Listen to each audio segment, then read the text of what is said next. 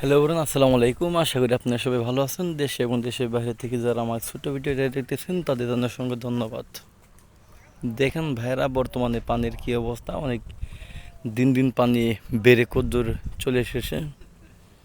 আর বর্তমানে যেটা দেখতে পাচ্ছেন যে আপনারা ম্যাজিক বস্তা যেটা বলে অনেকেই, সেই বস্তা দিয়ে নদীর চারপাশ দিয়ে ঘেরাও করছে যেন নদী ভাঙন প্রতিরোধ করা যায়।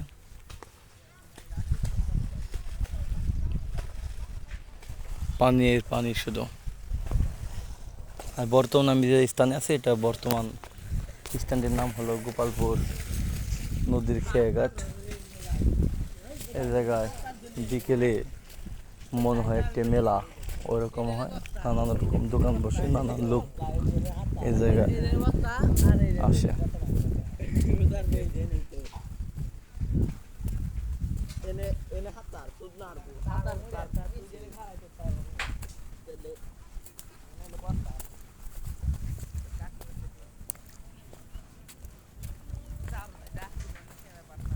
বর্তমানে পরিবেশটা অনেক ভালো, তাই ভাবলাম যে একটু আপনাদের ভিডিওর মাধ্যমে তুলে ধরি।